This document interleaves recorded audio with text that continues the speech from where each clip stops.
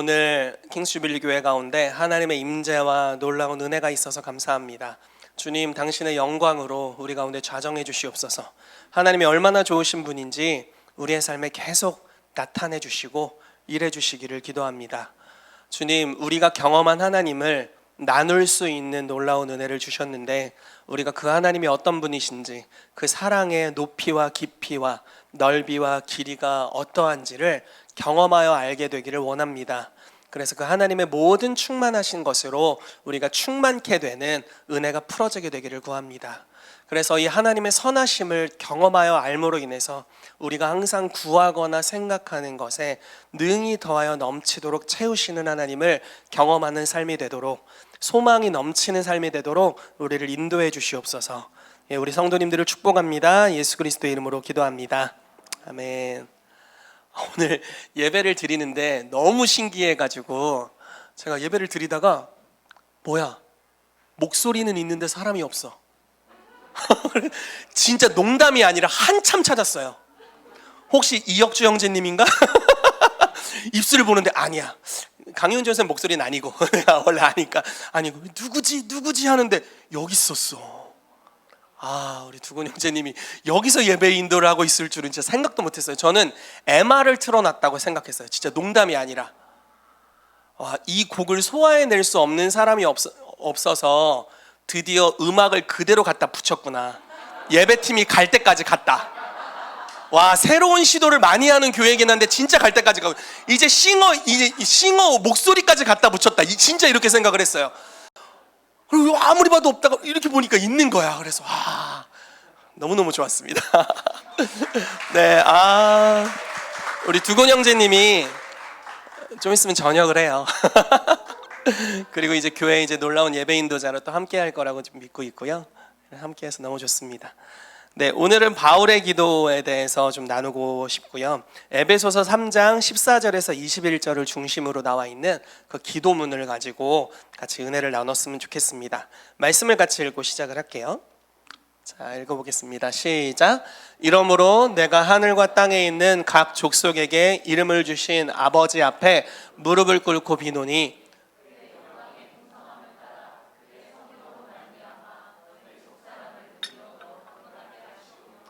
믿음으로 말미암아 그리스도께서 너희 마음에 계시게 하시옵고 너희가 사랑 가운데서 뿌리가 박히고 터가 굳어져서 능히 모든 성도와 함께 지식에 넘치는 그리스도의 사랑을 알고 그 너비와 길이와 높이와 깊이가 어떠함을 깨달아 하나님의 모든 충만하신 것으로 너희에게 충만하게 하시기를 구하노라.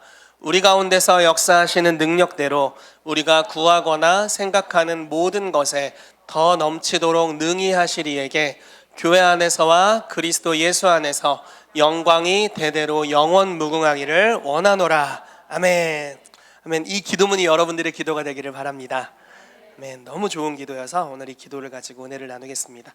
이런 주제로 좀 나누려고 하고요. 이 5가지 주제를 가지고 영광의 풍성함에 대해서, 그리고 믿음에 대해서, 사랑, 소망, 기도에 대해서 나누도록 하겠습니다.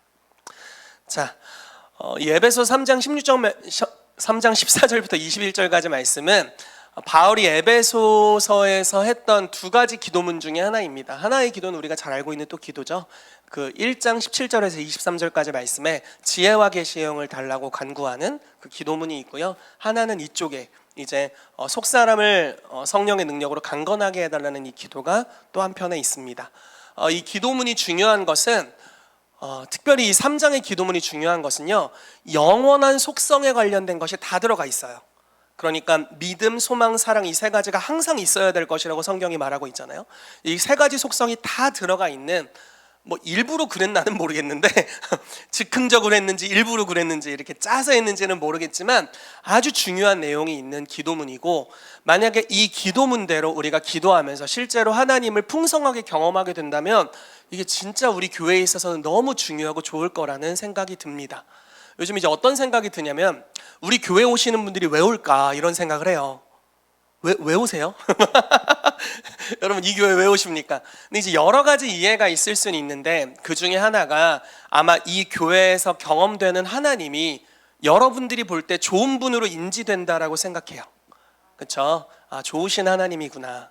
참 좋으신 분이고 우리를 자유케 하시고 우리를 또 새로운 정체성으로 보실 뿐만 아니라 우리의 삶의 모든 부분에 있어서 나를 위해 완전히 희생하신 분이시라는 걸 또 믿고, 또 우리의 삶을 그냥 영혼 구원만 하시고 얼른 죽여서 천국에 데려가려는 게 아니라 이 땅에서부터 먼저 그의 나라와 그 의를 구하게 하시고 하나님의 나라를 풍성하게 경험해서 사랑하는 자들아 너의 영혼이 잘된 것 같이 네가 범사에 잘되고 강건하기를 내가 간구하노라, 이렇게 말씀하는 기도와 같이 우리의 삶의 모든 영역이 풍성하게 되기를 원하시는 그 하나님, 그리고 우리를 영원까지 사랑하셔서 우리의 영혼을 책임지시는 하나님, 이러한 하나님을 우리가 믿고 실제로 그 하나님을 경험하고 있기 때문에 많은 분들이 지금 교회를 방문하고 있다라는 마음이 듭니다. 근데 이제 우리의 뿌리가 무엇인지가 너무 중요하다고 느껴요. 요즘 이제 저희 아들이 이걸 입술로 선포하면 별로긴 한데 미운 4살이에요. 진짜 제가 오늘 목이 쉬어 있는 거예요. 기도를 인도하는데 왜 쉬었지 했더니 일주일간 아들한테 너무 소리를 많이 질러가지고 목이 쉰 것 같아요. 겸손의 표현이 아니라 실제예요. 실제 너무 소리를 많이 지른 것 같아요. 그래서 목이 쉰 것 같아요. 근데 요즘 이렇게 보는 거죠. 도대체 저 이상한 행동은 누구의 뿌리인가? 나냐 너냐 뭐 이런 거예요. 고집을 보니까 나고, 예민한 걸 보니까 우리 둘 다고, 뭐 이런 거. 그래서 뭐 하나의 외골수적으로 빠지는 걸 보니까 그건 난데 왜 이렇게 땡깡을 많이 부리지? 그건 누구지? 하고 저희 아버지 어제 결혼식 다녀오면서 물어봤어요. 저는 저렇게 땡깡 안 부리지 않았어요? 그랬더니 희태이가 땡깡을 많이 부렸지. 저 뿌리도 나구나. 그러니까 뿌리를 보는 거죠. 또 이쁠 때는 너무 이쁘고. 저희가 이제 성교육 스쿨 지금 넥스트에서 HM 넥스트에서 하고 있는데 김지현 약사님이 자기 새끼니까 키우는 거라고 안 그러면 못 키운다고 이런 얘기를 하더라고요. 너무 공감이 됐어요. 그런데 이제 우리가 이렇게 살아가면서 그리스도인으로서 좋은 뿌리가 있고 뭐 사실 섞여 있죠. 좋은 뿌리, 나쁜 뿌리 여러 가지가 섞여 있습니다. 좋은 뿌리, 쓴 뿌리 이런 것들이 섞여 있는데 자라나다 보면은 요만큼 자라났을 때, 그러니까 여기 땅이고 요만큼 튀어나왔을 때는 잘 분별이 안 돼요. 내가 아직 열매를 맺지 않으니까요. 근데 만약에 그 나무가 어마어마하게 큰 가지들을 여러 갈래로 이제 삐죽삐죽 나오고 거기에 열매들이 막 어마어마하게 많이 달린다고 생각해 보세요. 그럼 뿌리 안에 있는 모든 속성은 다 열매로 드러나게 될 거예요. 저희 교회에게 그래서 지금 뿌리를 다루는 게 중요하다는 생각이 들어요. 하나님이 너무 감사하게도 우리 안에 경험된 선하신 하나님에 대해서 지금 드러나고 있고 우리가 하나님을 경험하는 그 임재의 삶을 지금 살아내고 있는데, 근데 이제 우리 안에 그 뿌리에 대한 것들이 드러나게 될 거라는 거죠. 네, 좋은 뿌리들이 드러나게 될 거고 나쁜 뿌리들이 쓴 뿌리들이 이렇게 열매로 드러나는 것들을 또 볼 수 있다라는 것입니다. 그리고 이 모든 뿌리는 사실 하나님을 할렐루야 하나님을 어떻게 인지하는지, 그리고 천천히 하셔도 돼요. 네, 하나님을 어떻게 내가 생각하고 있는지에 굉장히 많이 관련이 되어 있어요. 좋은 뿌리라고 한다면 사랑 가운데 뿌리를 내렸다 이렇게 보는 거죠. 그래서 사랑을 많이 받고 큰 아이들의 삶에는 많은 은총들이 있습니다. 근데 나쁜 뿌리라고 한다면 비판과 판단과 어떤 불평과 원망, 쌓여 있는 것들로부터 이제 풀어지게 되는 거죠. 그래서 보는 관점들이 더럽혀지게 되고 좋은 말을 해도 왜곡해서 듣게 되는, 그래서 자꾸 상처를 받게 되는, 그러면서 더 나쁜 열매를 계속 맺게 되는 그런 나쁜 패턴들이 일어나게 됩니다. 저희 교회에게 이 뿌리를 다루는 게 아주 중요한 시즌이라는 생각이 들고, 특히 에베소서 3장 말씀이 우리를 속사람을 강건케 해달라는 기도와 함께 우리가 사랑 가운데서 뿌리 내리는 것에 대해 다루고 있기 때문에 너무 중요하다는 생각이 들어서 말씀을 좀 나누고자 합니다. 먼저 첫 번째로 좀 다루길 원하는 것은 영광의 풍성함에 대한 것인데요.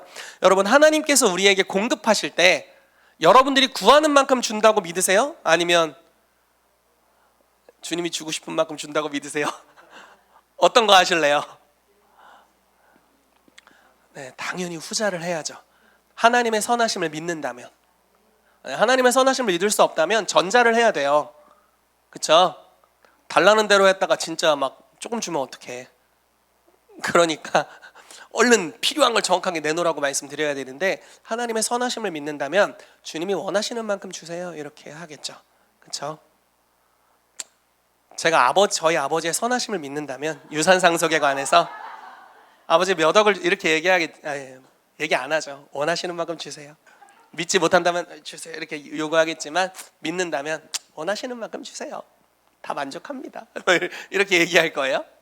그러니까 하나님의 선하심을 믿는다면, 그리고 만약에 그분이 선하신 분이라면, 그러면 우리의 구하는 데 있어서 뭐 조급함이나 이런 게 하나도 없을 겁니다. 근데 이 성경 말씀에 기록하기를 그의 영광의 풍성함을 따라 그의 성령으로 말미암아 너희 속사람을 능력으로 강건하게 하시오며 이렇게 말씀하고 있어요. 자, 우리 속사람을 주님이 강건하게 하길 원하십니다.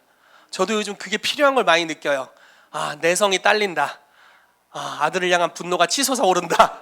온유함이 필요하다. 이런 걸 너무 많이 느끼는데, 그 영광의 풍성함이 너무 필요한 거예요. 이걸 이런 비유로 좀 들을 수 있을 것 같아요. 알렉산더 대왕이 길을 이제 행차를 하다가 거지가 이제 구걸하는 장면을 보게 됩니다. 대왕님 저를 이렇게 도와주세요 이렇게 구걸을 하는 거예요. 그래서 이 사람이 자기 품속에 있었던 엄청난 가치가 있는 금어 한 입을, 자기 형상이 있는 금어 한 입을 그 거지에게 이렇게 건네주었습니다. 그리고 다시 자기의 길을 가는 거죠. 그때 이제 장군들이 묻는 거예요. 아니 대왕님, 그냥 은어 한 입이나 던져줘도 저 사람은 왕이 준 거기 때문에 엄청 좋아하고 그것도 저 사람의 필요를 채우기에 충분한데 왜 이렇게 넘치게 주었습니까? 이렇게 이야기를 했던 거예요. 그랬더니 이 사람이 뭐라고 이야기를 했냐면, 내가 주는 것은 저 사람의 필요에 대한 것이 아니라 나의 영광에 대한 것이다 이렇게 얘기를 했대요. 내가 준 거잖아 이렇게 얘기를 한 거예요. 하나님께서 우리 가운데 주실 때는 우리의 필요를 따라 주시는 것이 아니라 그분이 어마어마한 분이시기 때문에 그분의 풍성함을 따라 주시는 것입니다. 근데 가끔 여기에는 좀 부담스러운 게 따라가요. 뭔지 아세요? 하나님은 우리의 필요한 것 이상으로 주시는데 그 주시는 방법이 영적 전쟁을 동반한다라는 그런 게 있습니다. 가나안 땅을 주실 때, 그러니까 애굽에서 그냥 고기나 먹고 살게 해주세요 이렇게 구했던 사람들이잖아요. 광야에서 어려울 때. 근데 아니야, 너희는 광야를 거쳐서 가나안 땅을 가게 될 것이고 젖과 꿀이 흐르는 땅에서 너의 모든 땅들을 너희가 얻을 거야. 그러니까 다 땅이 있어. 자기의 집이 있고 살 집이 있고 먹을 양식이 있고 자기 밭이 있고 자기의 부동산이 있는 사람이 된 거예요. 근데 하나님이 그걸 주신다고 했을 때는 그걸 감당해야 하는 영적 전쟁이 있었다라는 것이죠. 자, 이 시간 여러분들을 축복합니다. 하나님께서 그분의 영광의 풍성함을 따라 여러분들의 속사람을 능력으로 강건하게 하시기를 축복합니다. 또한 여러분들의 모든 필요에 주님께서 공급하시기를 축복합니다. 아멘. 자, 그러기 위해서는 이제 뭐가 올 거냐면 주님의 여러분들을 향한 비전과 선하신 계획들이 여러분들에게 오기 시작할 거예요. 근데 그거는 항상, 유업이라는 것은 항상 내 개인의 현재 능력으로는 감당할 수 없는 수준의 것들을 주님이 주십니다. 여러분, 성품을 훈련할 때 뭐 이런 말씀들 많이 하시죠. 우리 부모님들은 이런 말씀 많이 하세요. 애 낳아보면 성품이 없는, 이제 그 말이 무슨 말인지 알 것 같아. 와, 속이 뒤집어지기 시작하는데 분명히 죽었다고, 십자가에서 죽었다고 생각했던 내 옛 자아들이 다 부활하고, 3일 만에 부활하고 이틀 만에 부활하고 하루 만에 부활하고, 분명히 어제 죽였는데 오늘 또 부활하고 막 튀어나와가지고 막 좀비가 돼서 달려들더라고요. 이런 환경을 제가 원한 게 아니에요. 물론 아이를 원했는데 이런 성품이 극단으로 치닫는 이걸 원한 게 아니에요. 자, 하나님, 나의 성품을 주님의 영광의 풍성함으로 강건하게 해주시고 나를 그리스도의 성품으로 빚어주십시오 라고 우리가 기도할 수 있잖아요. 이게 얼마나 무서운 기도인지 이제 깨달았어요. 알았으면 덜 했을 텐데. 아무튼 멋모를 때 기도를 많이 해놔가지고 무서운 기도를 옛날에 많이 해놨어요. 막 그리스도의 교회를 위해 남은 고난을 내 몸에 채운다, 막 이런 바울이 했던 그런 진짜 절대 하지 말아야 될 그런 기도들, 막 이런 기도들을 옛날에 많이 해놓은 것 같아요. 내 삶을 주님께 드립니다, 이런 무서운 기도들 진짜 받으실 줄 모르고 그런 걸 해놨는데 그게 이제 얼마나 멋진 기도예요. 그리고 중요한 기도죠. 삶을 주님께 드린다는 건 예수님을 닮게 해주세요, 주님의 성품을 갖게 해주십시오, 그리스도의 마음을 갖게 해주세요, 이렇게 기도하는 건 너무너무 중요한 기도고 맞는 기도고 멋진 기도예요. 근데 그 기도의 영역으로 주님이 영광의 풍성함을 붓기 시작할 때 때로는 그 부어주심이 다른 형태로 찾아올 수 있다는 거예요. 연단의 형태로. 그 성품 받지 않으면 죽을 환경, 뭐 이런 환경. 그래서 그 성품이 연단되고 그러면서 주님의 은혜를 우리가 갈망하게 되고 주님이 그런 은혜를 부어주시면서 그 연단의 과정을 통과하지 않고 꽃길만 걸었으면 절대 가질 수 없는 그런 속사람이 강건케 된 그리스도의 심장을 가진 하나님의 사람들이 그 여정을 통해 일어나게 됩니다. 여러분 살아보니까 어떠세요? 인생이 맘대로 됩니까? 네, 우리가 믿음으로 선포하고 어떤 것들은 비전을 추구하지만 인생이 내 맘대로 되는 게 없습니다. 그 여정을 통해서 그리고 하나님이 합력하여 선을 이루시는 분이다라는 걸 믿는 믿음을 통해서 우리의 성품이 연단되고 그리스도의 심장을 가지게 됩니다. 속사람이 강건케 되는 은혜의 여정으로 우리가 들어가게 되죠. 여러분 이 시간 축복합니다. 어떤 분들은 여기 연단 가운데 있을 거예요. 저보다 훨씬 심한 연단. 애셋. 우리 전도사님 애셋의 연단. 둘째가 태어난 지 얼마 안 되는 셋째가 임신이 됐어요. 와, 애셋의 연단. 어제 결혼식장에서 우리 김가희 전사님 얼굴을 봤는데 엄청 피곤해 보였어. 애 둘의 연단이 하나의 연단은 진짜 아무것도 아닌데 너무 힘듭니다.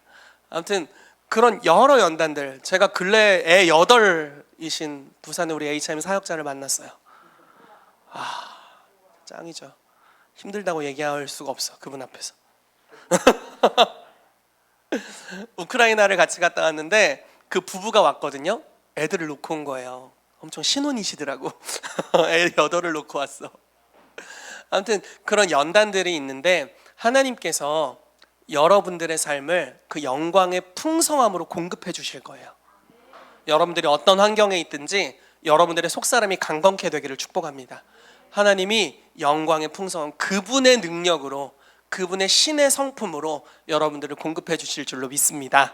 아멘. 자, 다음으로 넘어가 볼게요. 에베소 3장 17절인데 같이 읽어보겠습니다. 시작. 믿음으로 말미암아. 아멘. 자, 믿음으로 말미암아 그리스도께서 우리 마음에 계시게 하래요. 자, 임마누엘이라는 것은 우리가 인지하지 않아도 우리와 함께 하시는 하나님입니다. 근데 이 말씀은 좀 더 적극적인 것을 이야기하는 것 같아요. 너희 믿음으로 말미암아 그리스도께서 너희 마음에 계시게 해라. 이건 아주 체험적인 이야기를 한다라고 생각해요. 여러분들이 믿음이 있다면 그 믿음이 있는 모든 순간 주님의 임재를 누릴 수 있습니다. 그게 아주 초보 때는 이렇게 시작할 수 있죠. 나 예배 갔는데 한 번도 느껴보지 못한 주님의 임재를 느꼈어. 여기 봐, 털이 섰지. 주님이 여기 계셔. 뭐 이렇게 느낄 수 있을 거예요.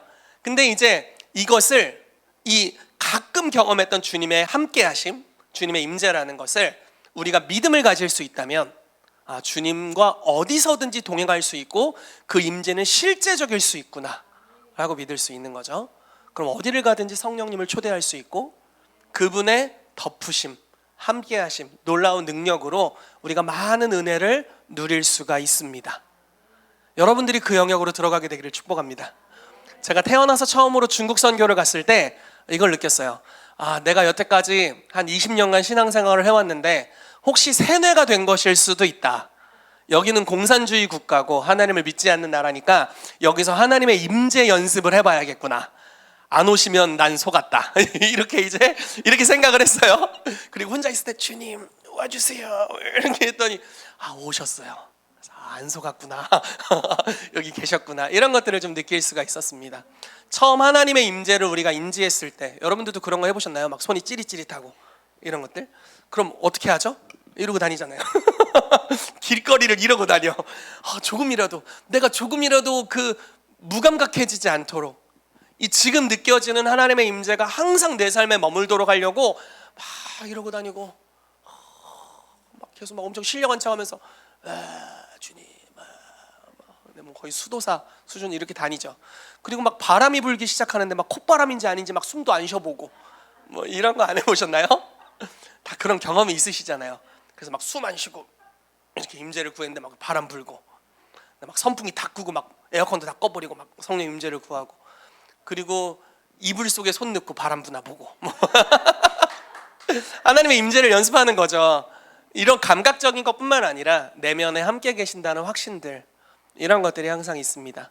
근데 이 임재, 그리스도께서 내 삶에 함께 하신다는 것이 사실 개인이 가지고 있는 하나님을 어떻게 경험하여 이해하고 있는지의 차원에 따라서 굉장한 편차가 있다고 생각이 들어요. 제가 그 중국 지하교회 지도자 중에 한 분이셨던 수영재님을 가까이서 잠깐 모시고 다녔던 적이 있어요. 그분이 이제 그 하늘에 속한 사람 위영재 멘토시거든요.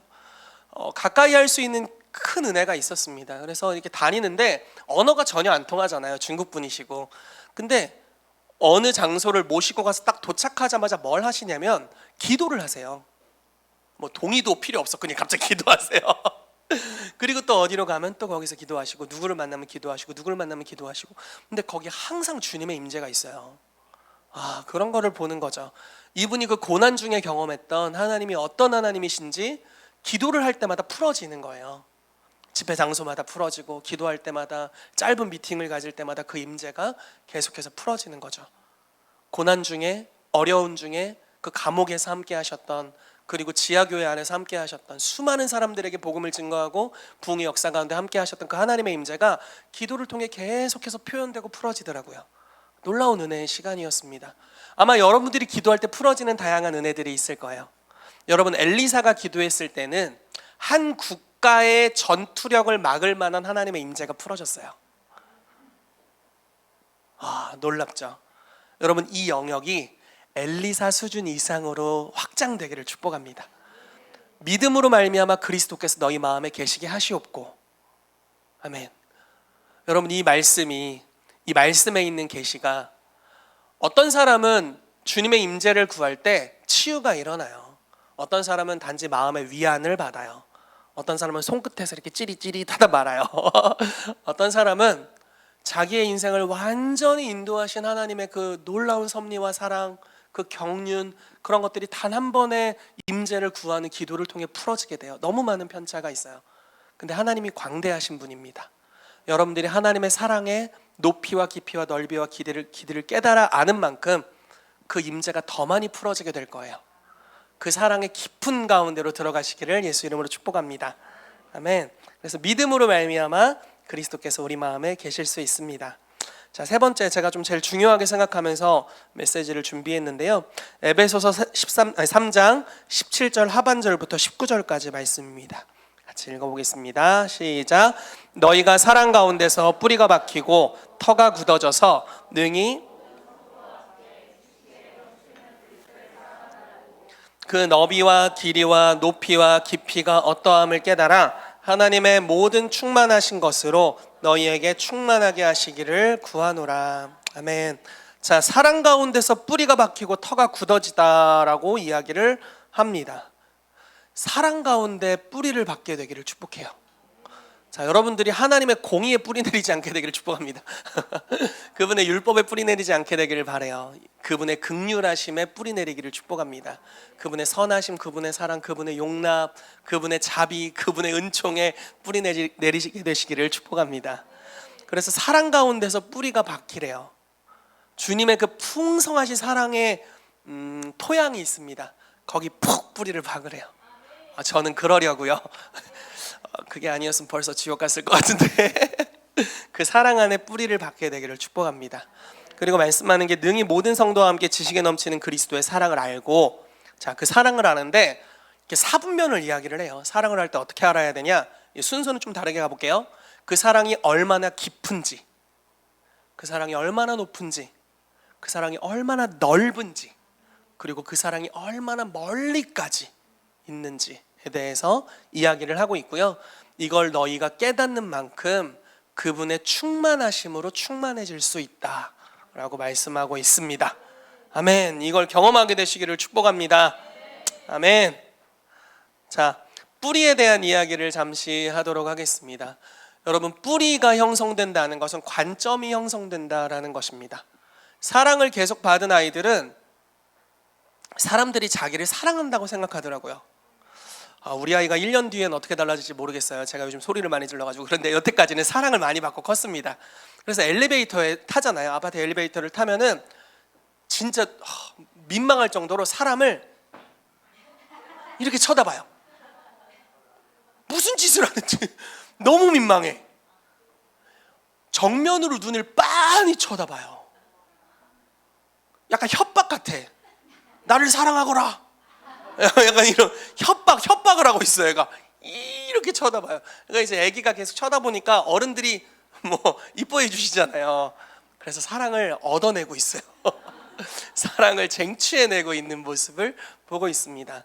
사랑받음의 뿌리 가운데 있으니까 어떤 시선을 보낼 때 그걸 사랑으로 인지하더라고요. 너무너무 감사한 것 같습니다. 근데 이제 반면 다른 경우들이 있죠. 우리가 많은 미움을 받고 어려움을 당하고 그랬다면 우리의 삶에 이제 물론 이제 어릴 때 사랑을 많이 받지만 커가면서 여러 어려움들이 있잖아요. 그러다 보면 우리의 관점에 더럽힘이 발생하게 됩니다. 그럼 이 더럽힘, 그 있음뿌리가 어떤 일을 하냐면 우리의 관점을 더럽혀요.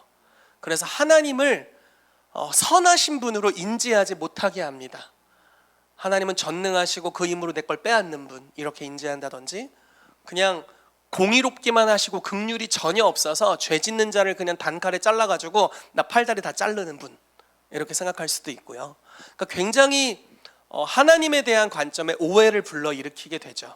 그리고 다른 사람들에 대해서도 많은 오해를 불러일으키게 됩니다.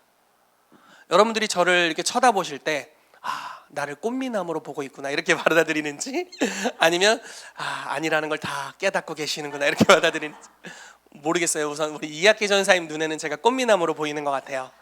전사님 사랑하고 축복합니다. 에셋 아버지 화이팅. 그러니까 관점이 너무너무 중요한 것 같습니다. 우리가 어떻게 바라보는지를 결정해 주니까요. 근데 이 관점이 너무 중요한 것 중에 하나는 하나님을 보는 것과 연관이 있는 거예요. 하나님을 어떻게 보는지. 하나님을 어떻게 보는지는 우리의 영혼이 달려있는 문제예요. 자, 이 교회 오시는 분들의 제가 이제 느끼는 거예요. 왜 올까? 그렇게 친절하진 않거든요, 이 교회가. 진짜 별로 안 친절한 것 같아요. 그런데 왜 올까? 여러 가지 이유가 있을 텐데 그 중에 하나가 하나님에 대한 오해를 많이 벗겨준다는 생각이 들어요. 그분을 좋은 분으로 소개하고 있고, 그 좋은 분으로 소개하는데 그 주님의 임재와 영광이 실제로 우리 가운데 오게 되고요. 그리고 하나님이 단지 우리 교회 안에만 살아야 돼, 이 땅 다 멸망하고 망해버릴 거야, 여기 구원의 방주야, 여기만 오세요, 세상 나가면 망해요, 이렇게 하는 게 아니라 하나님이 세상을 정복하고 다스리시는 하나님의 나라의 왕으로, 모든 나라의 왕으로 소개하고 있고, 또 우리가 세상 속에서 재정을 취하고 또 이 땅에서 우리가 기쁨을 누리는 것을 하나님이 기뻐하신다. 우리가 기뻐하는 것을 하나님이 기뻐하시고, 주님은 우리의 소원에 관심이 있으시고 우리의 또한 소원도 성취하길 원하시는 분으로 우리가 인지하고 있으니까 그런 하나님의 선하심들이 막 풀어져 가게 되죠. 그래서 하나님의 은혜가 이제 계속 임한다고 느낍니다. 그런데 이 뿌리에 대한 것들, 이제 이게 다루어질 필요가 더 있다라는 거예요. 제가 믿는 것은 아마 여러분들에게 많은 영향력이 생기실 겁니다. 정말 확신해요. 여러분들 한 분 한 분의 영향력이 정말 엄청난 영향력을 가지신 분들이 되실 거예요. 그럼 그때 이 말씀이 기억날 거예요. 자, 만약에 내가 한 사람만 상대하고 있어요. 그러면 나의 좋은 면만 이렇게 보여줄 수 있을 겁니다. 근데 내가 10,000명을 상대하고 있어요. 그들은 다 다른 관점을 가지고 있고 다 다른 뿌리를 가지고 있고, 그럼 내 안에 있는 것들이 다양한 방면으로 드러나게 될 겁니다. 그럼 거기에서는 내가 하나님에 대해 좋은 관점을 가지고 있는 뿌리들로부터 나오는 영향력, 하나님에 대한 오해, 그리고 불신, 그리고 하나님을 잘못 이해하고 있는 것으로부터 오는 영향력들이 모두 나타나게 될 거예요. 그리고 그게 이 땅에서 나타나는 게 사실 큰 축복입니다. 그게 얼른 나타나져야 우리가 깨달을 수 있고, 주님께서 잘못된 가지들을 치게 하심으로 우리가 더 많은 열매를 좋은 쪽으로 맺을 수 있으니까요. 그래서 그런 방면으로 우리가 성장할 수 있습니다. 그래서 뿌리를 점검하는 게 너무 중요하다는 생각이 요즘 더 드는 거예요. 왜냐면 하나님께서 저와 여러분들의 삶을 더 확장적으로 인도하실 것이기 때문입니다. 왜 다윗의 삶에 그렇게 많은 연단이 있어야만 했을까요? 그냥 제 생각에는 골리앗 시즌에 믿음만 있어도 대단한 사람이었는데, 그렇지 않나요? 와, 애가 돌멩이 5개로 블레셋 장군을 잡았대. 너무 대단하잖아요? 근데 왜 그렇게 많은 연단, 이상한 미친왕을 만나가지고 왜 이렇게 고생을 했어야 할까요? 그리고 주님은 그 사람의 삶에 그 쫓겨다니는 와중에도 임재의 빛을 비춰주시면서 그 속사람을 강건하게 하시고 용서하게 하시고 기름 부음 받은 자를 해하지 않게 하시고 왜 그 연단을 겪게 했을까요? 나중에 알고 봤더니 메시아가 그 가게를 통해, 그리고 열왕기상과 열왕기하 역대상하를 보면은 다윗이 모든 10왕들의 기준이 되잖아요. 와, 그런 놀라운 부르심이 있었던 거예요. 뿌리가 되는 자로서의 놀라운 부르심이 있었기 때문에 그 많은 연단이 필요했던 거죠. 요셉도 다니엘도, 그러니까 위대한 하나님의 사람들의 삶에 환란이 많어 연단이 많어. 그래서 이런 것들을 볼 때 뿌리를 점검하는 게 얼마나 중요한지 이런 것들을 느낍니다. 주님께서 여러분들의 뿌리를 다루시도록 그분을 초청하시기를 바랍니다. 아멘. 자, 이제 아주 즐거운 이야기들을 해보려고 합니다. 그 사랑의 깊이와 높이와 넓이와 길이에 대한 이야기를 해볼 건데요. 우리가 깊이를 이야기할 때 이제 저 나름대로 해석을 하는 거예요. 좀 다를 수 있습니다, 여러 관점이. 근데 이제 저는 깊이를 그리스도의 희생이라고 생각했어요. 그리스도께서 얼마나 우리를 위해 희생하셨는지, 얼마나 우리를 참으셨는지, 얼마나 우리를 위해 고난당하셨는지, 우리를 얼마나 깊이 있게까지 사랑하시는지, 우리를 위해서 얼마나 다 주실 수 있는지, 이것이 그분의 사랑의 깊이라고 믿습니다. 여러분, 이 깊이의 끝이 있나요? 주님이 사랑하실 수 없는 사람이 있을까요? 있다! 손 들어보세요. 주님이 사랑하실 수 없는 사람이 세상에 존재할까요? 없어요. 주님이 용납할 수 없는 죄가 있을까요? 없어요. 주님을 실망시킬 만한 실수가 있을까요? 없어요. 주님을 우리를 향한 사랑에서 돌이키게 할 수 있는 어떤 행위도 존재하지 않아요.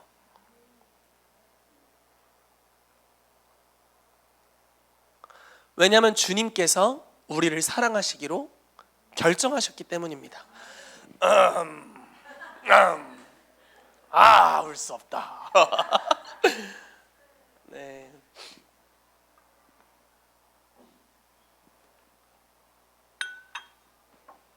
예수님께서 우리를 너무 사랑하세요. 그분의 사랑으로부터 우리를 끊을 수 있는 것이 아무것도 없습니다. 우리가 믿다 타락했든 타락했다 믿었든 막 타락했다 더 타락했든 상관없어. 그분의 사랑을 막을 수 있는 어떠한 물질도 어떠한 자연도 어떠한 존재도 없어요. 그분의 사랑은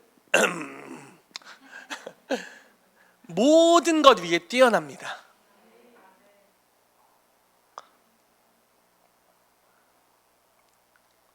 사람이 온 가산을 팔고 사랑과 맞바꾸려 할지라도 그 사람이 비방을 받을 거래요.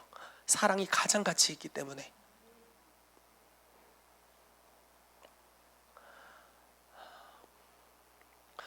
이 사랑의 가치가 여러분들 마음에 풀어지게 되기를 축복합니다. 주님께서 우리를 너무나 사랑하십니다. 이게 여러분들의 뿌리가 되기를 정말 축복합니다. 살아가다 보면 한계를 느끼죠. 사랑의 한계를 느껴요. 부부 생활에 아이를 키우는데 다른 지체들과 관계하는 데 있어서 내가 어디까지 사랑할 수 있지? 사랑이 너무 부족한 걸 많이 느낍니다. 그래서 그 사랑의 관점, 내 한계의 관점으로 주님도 나를 이렇게 생각하지 않을까 생각하는 경우들이 참 많은 것 같아요.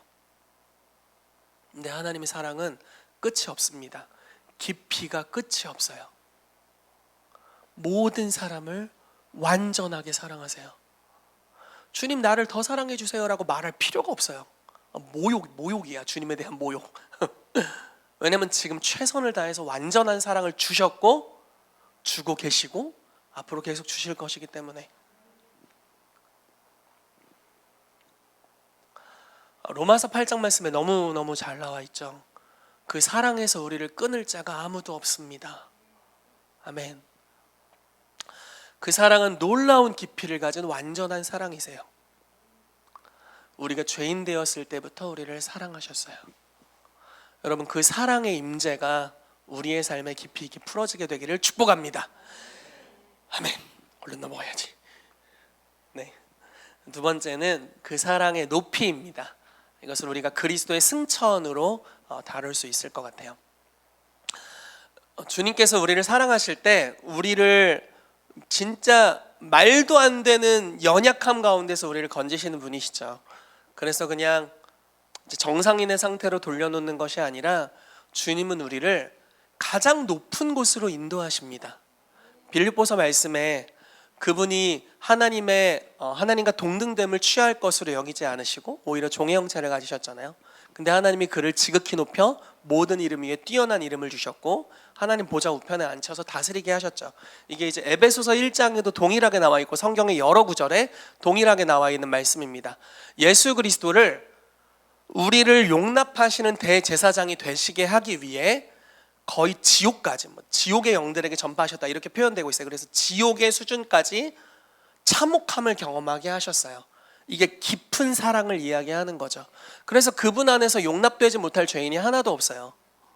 그래서 완전히 용납됩니다. 모든 인류가 하나님이 세상을 이처럼 사랑하신 거예요.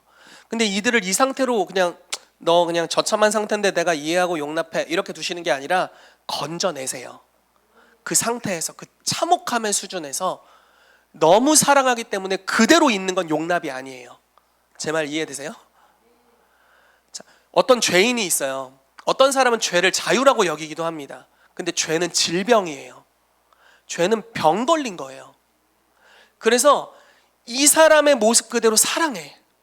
너무너무 연약하지만 포기하지 않고 여전히 사랑해요. 근데 이대로 두는 건 사랑이 아니에요. 사랑은 끌어올려줘요. 죄로부터 자유케 해줍니다. 그래서 예수님께서는 본인이 죽으셨을 뿐만 아니라 부활하셨고 승천하셨어요. 그래서 하나님 보좌 우편에 권세를 갖고 계시고 우리를 그런 존재로 삼으셨습니다. 우리가 요한복음 14장 12절 말씀이나 이제 이런 말씀들을 보면은 이제 이런 말씀이죠. 나를 믿는 자는 내가 하는 일을 그가 할 것이고 이보다 더 큰 일도 하리라. 이런 말씀이잖아요. 자, 우리가 이 땅에서 계셨던 그리스도 같이 살게 되겠구나 이렇게 생각하는 경향이 있습니다. 그렇죠? 예수님이 이 땅에 사실 때 어떻게 하셨지? 우리도 이렇게 할 수 있겠구나 이런 말씀으로 우리가 해석을 한단 말이죠. 근데 사실 이 높이, 사랑의 높이, 그리스도의 승천에 대한 것은 그것보다 훨씬 더 높은 차원을 이야기하고 있어요. 우리가 주님같이 살게 될 건데 어떤 주님같이 살게 될 거냐라는 거예요. 이 땅에 계셨던 예수님? 아니에요. 그 수준 이상의 것을 이야기하고 있어요. 자, 로마서 6장 말씀으로 가볼게요. 우리가 그리스도와 합하여 세례를 받음으로 그의 죽으심과 합하여 세례를 받은 줄을 너희가 알지 못하느냐. 그렇죠? 우리가 세례를 받았다는 것, 금요일날 우리 구자우 집사님이 아주 복음을 잘 전해주셨어요. 자, 맨 앞자리에 앉으셨네. 네. 그 그리스도와 합하여 세례를 받았다는 건 그분의 죽으심과 부활과 같이 합하여 세례를 받은 거잖아요. 그래서 죽으심과 부활과 연합한 자가 되는 거예요. 그럼 부활 이후에 예수님이 어떻게 되셨죠? 승천하셨어요. 그리고 우리는 승천하신 그리스도 안에 있는 자들이에요. 그래서 우리의 정체성은 예수님이 이 땅에 계셨을 때의 정체성보다 높은 차원이에요. 이게 정말 경외할 만한 존재인 거예요. 계시록 1장에 이 모습이 너무 잘 나와 있어요. 한번 읽어드려 볼까요? 요한계시록 1장. 자, 요한계시록 1장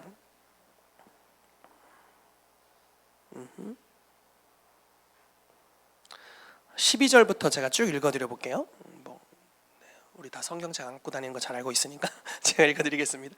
계시록 1장 12절부터 몸을 돌이켜 나에게 말한 음성을 알아보려고 돌이킬 때 7 금촛대를 보았는데 촛대 사이에 인자 같은 이가 발에 끌리는 옷을 입고 가슴에 금띠를 띠고 그의 머리와 털의 희기가 흰 양털 같고 눈 같으며 그의 눈은 불꽃 같고 그의 발은 풀무에 단련한 빛난 주석 같고 그의 음성은 많은 물소리와 같으며 그의 오른손에 7별이 있고 그의 입에서 좌우에 날선검이 나오고 그 얼굴은 해가 힘있게 비치는 것 같더라. 이게 여러분들 여러분들의 얼굴이 해가 힘있게 비치는 것 같대요. 대박이죠. 그러니까 이 모습이 사실은 그리스도 안에서 여러분들을 승천하게 하신, 그리스도와 함께 하나님 보좌 우편으로 인도하신 그리스도의 사랑의 높이다라는 것입니다. 모든 문제가 여러분들의 발 아래에 있어요. 모든 질병이 여러분들의 발 아래에 있습니다. 주님은 모든 이름 위에 뛰어난 예수 그리스도의 이름을 여러분들의 삶에 주셨어요. 그래서 그 이름을 사용할 때 모든 것들을 다스리고 정복할 수 있게 하셨다라는 거예요. 우리가 이전에 빠져 있었던 죄, 이전에 빠져 있었던 연약함, 이전에 쓴뿌리, 이전에 괴롭힘 받았던 악한 영과 권세들, 이런 것들 위에 의도적으로 우리를 두셔서 그 사랑의 높이를 체험하게 하시고 사랑으로 말미암아서 우리가 예수 이름으로 명할 때마다 어둠의 권세들이 끊어지고 발바닥으로 밟는, 발등상을 만드는 그런 권세가 풀어졌다라는 것입니다. 여러분, 이 권세를 취하시기를 예수 이름으로 축복합니다. 예수 그리스도가 우리를 이와 같이 사랑하셨습니다. 깊이 있게 용납하셨고 우리를 승천시키셔서 우리의 정체성을 이 땅에 별 볼 일 없는 존재나 또는 벌레 같은 나 이렇게 표현하신 것이 아니라 승천하신 예수 그리스도와 같은 자다라고 표현하신 그 정체성을 받아들이게 되시기를 예수 이름으로 축복합니다. 아멘. 자, 네 번째 넓이에 대해서, 네 번째 맞죠? 네 번째 넓이에 대해서 이야기하도록 하겠습니다. 넓이를 저는 그리스도의 충만함이라고 표현하고 싶습니다. 여러분, 하나님의 충만하심은 단지 영혼을 구원하는 것에 국한되지 않습니다. 이 구원이라는 단어 자체도 영혼 구원, 그리고 죄로부터 구원, 그리고 위험으로부터 구원, 가난으로부터 구원, 악한 영으로부터 구원, 여러 가지를 다 담고 있는 단어죠. 주님께서 우리 가운데 주길 원하시는 것은 주님이 가지고 계신 모든 것입니다. 아멘. 자, 로마서 8장 말씀에 우리가 자녀이면 또한 상속자, 그리스도와 함께한 상속자요 하나님의 상속자니, 이렇게 말씀하고 있습니다. 자, 여러분들은 하나님의 상속자입니다. 근데 그 구약 성경에 이런 말씀이 있네요. 은도 내 것이요 금도 내 것이요. 내 거구나, 이렇게 생각하시면 돼요. 산천 초목이 다 내 것이다. 내 거구나. 눈이 막 희동그레지면서 내 거구나, 이렇게 생각하시면 됩니다. 그래서 주님 말씀하시는 거잖아요. 열방을 내게 구하라. 너의 소유가 땅 끝까지 이르리라. 아멘. 여러분, 구하세요. 뭐든지. 그게 좋은 것이라면 하나님은 그걸 항상 주실 수 있는 분이십니다. 사랑은 자여 내 영혼이 잘된 것 같이 네가 범사에 잘되고 강건하기를 내가 간구하노라. 그래서 주님은 우리의 영혼이 잘되는 것뿐만 아니라 우리의 범사가 잘되길 원하시고요, 여러분들의 육체가, 여러분들의 사회적인 정서가 강건하기를 원하세요. 그래서 충만함을 누리게 되시기를 축복합니다. 할 수 있다면 승진하세요.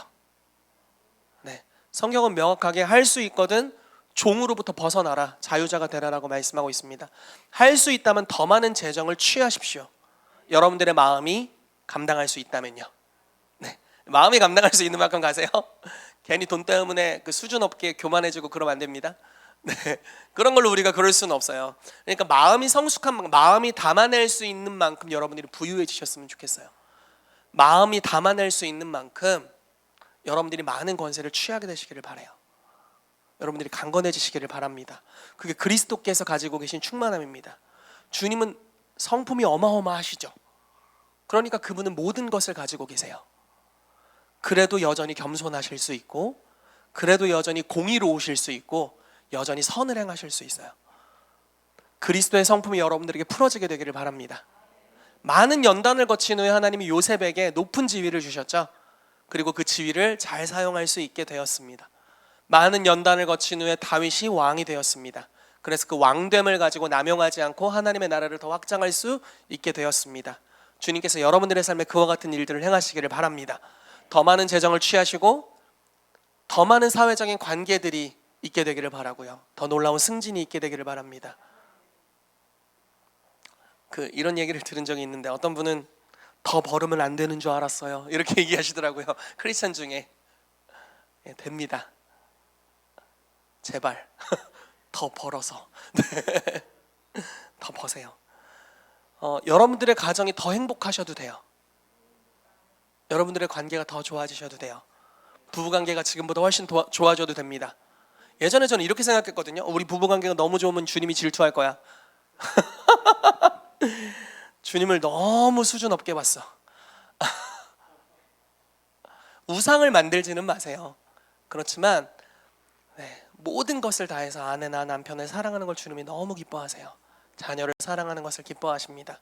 그 모든 영역에 충만함을 경험하시기를 축복합니다. 마지막으로 길이입니다. 그리스도의 영원한 사랑이 여러분들의 삶에 풀어지게 되기를 바랍니다. 주님께서는 여러분들을 영원까지 사랑하세요. 한 번도 포기하신 적이 없습니다. 나는 때로는 그분을 놓을 때가 있죠. 그래도 주님은 나를 놓지 않습니다. 제가 은혜를 경험하게 됐던 시간이 있었는데요, 굉장히 율법적인 삶을 살았었습니다. 하루에 10시간 이상씩 기도하고 말씀만 읽고, 그러니까 전도하거나 소그룹에서 사람들을 대하거나 그런 시간을 제외하고는 다 기도하고 말씀만 읽었던 것 같아요.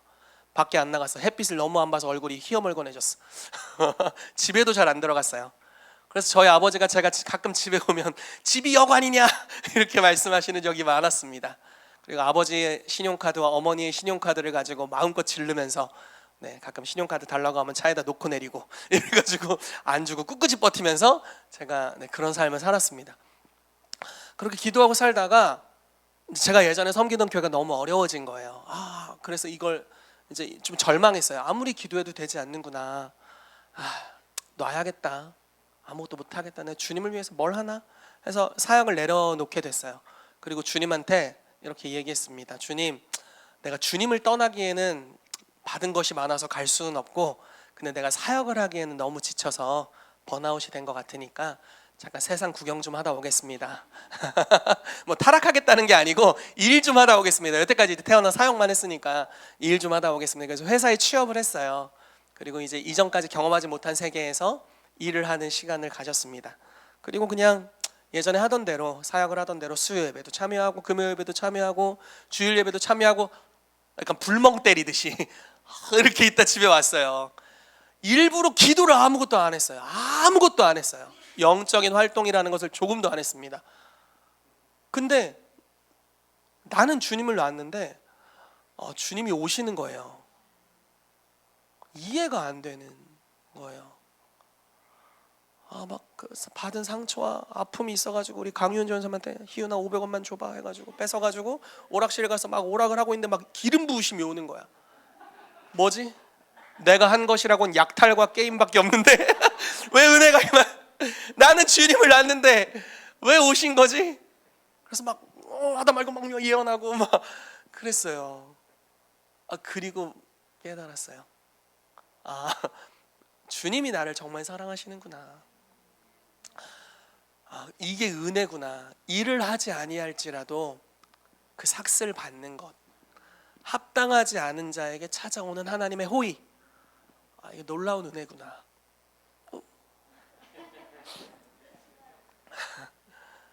그래서 하나님이 우리를 영원부터 영원까지 사랑하신다는 것, 내가 하나님을 놓고 내가 죄로 인해서 주님으로부터 끊어졌다고 느끼고, 때로는 내가 아무리 주님을 추구해도 나 어쩔 수 없어, 내 쓴뿌리죠 사실은.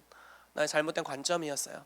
근데 그렇게 내가 주님을 스스로 놔버릴 때도 나를 방문하시고 찾아오신 그분의 은혜에 대해서 경험하고 나서 주님의 사랑이 진짜 나를 영원까지 인도하시겠다.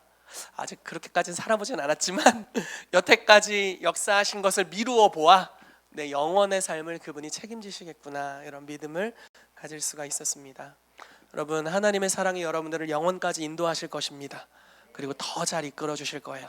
그 사랑의 깊이만큼 여러분들을 용납하실 거고요, 그 사랑의 높이만큼 여러분들을 올려주실 것이고, 그 사랑의 넓이만큼 여러분들을 충만하게 채우실 것입니다. 그리고 그 사랑으로 여러분들을 영원까지 인도해 주실 줄로 믿습니다. 아멘. 자, 마지막입니다. 자, 말씀 읽어볼게요. 20절 21절입니다. 시작.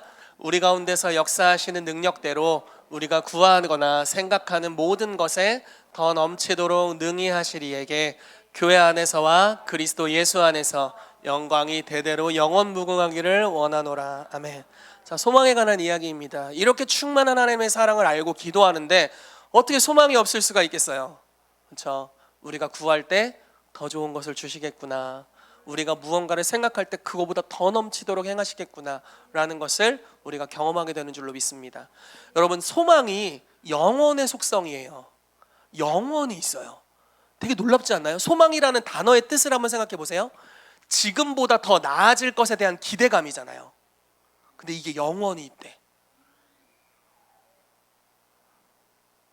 자, 5살 때는 6살이 됐으면 좋겠어. 6살, 7살이 이거잖아요.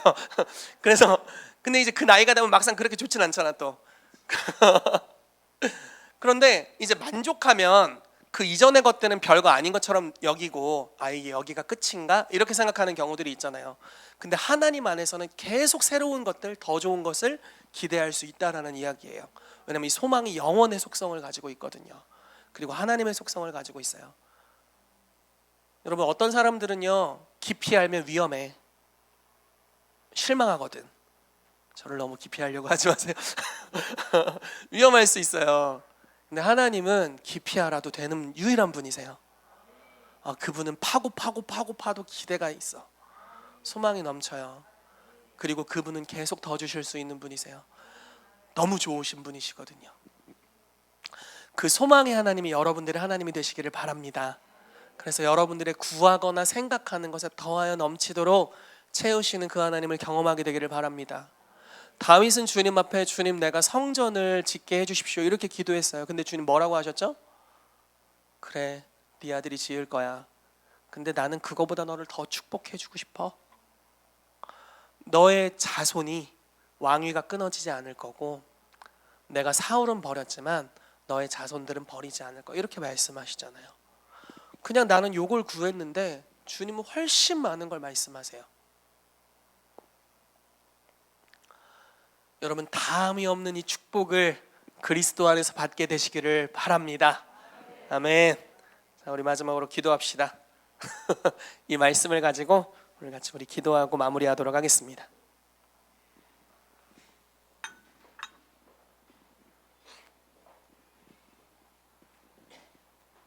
자, 우리 말씀을 가지고 우리 같이 읽을게요. 읽으면서 이것이 여러분들의 기도가 되었으면 좋겠고요. 말씀을 읽으신 다음에는 오늘 들은 말씀을 기억하면서 같이 기도했으면 좋겠어요. 여러분들의 속사람이 강건케 되기를 축복하고요. 여러분들이 믿음으로 말미암아 그리스도의 임재가 여러분들에게 실제적이게 되기를 바라고요. 그 사랑의 용납하심, 그 사랑으로 우리를 높이심, 충만하게 채우심, 영원까지 인도하심이 여러분들의 삶에 깨달아져서 이 사랑으로 우리가 충만케 되기를 바랍니다. 뿐만 아니라 그 사랑으로 소망하면서 우리가 기도하는 시간을 갖도록 하겠습니다. 우리가 말씀을 큰 소리로 같이 읽고 기도하겠습니다. 시작.